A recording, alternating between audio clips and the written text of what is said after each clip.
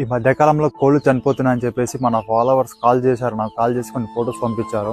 Morning time బాగానే ఉంటున్నాయి, night time గంపల కింద కప్పుచ్చుతాం కదా, కప్పుచ్చినప్పుడు మొత్తం పడుకుంటే చనిపోతున్నాయి. నా ఫామ్ లో కూడా దాదాపు నాకు 5 పెట్టెలు చనిపోయినాయి, ఒక పుంజు చచ్చిపోయింది. మీ మొత్తం ఎన్ని కోళ్ళు చనిపోయినాయో కామెంట్ చేయండి. మనం బాగా ఇష్టంగా పెంచుకున్న కోళ్ళు చనిపోతే చాలా బాధ ఉంటుంది. అసలు బాధ చెప్పలేము.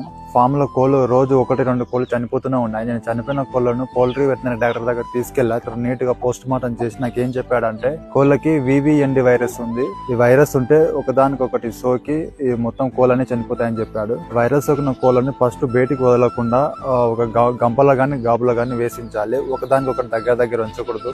VVND వైరస్ తగ్గించాలంటే న్యూరేస్ అడ్వాన్స్ ఈ లిక్విడ్ ని 200 ml 20 లీటర్స్ వాటర్ లో కలుపుకొని మొత్తం కోళ్ళు ఎక్కడెక్కడ తిరుగుతూ అక్కడ స్ప్రే చేయాల్సి ఉంటుంది. రోజు ఈవినింగ్ టైమ్ లో ఇలా 5 days చేయాలి. తర్వాత విరాక్స్ SDIC ఈ పౌడర్ వచ్చేసి కోళ్ళు నీళ్లు తాగుతాయి కదా, ఆ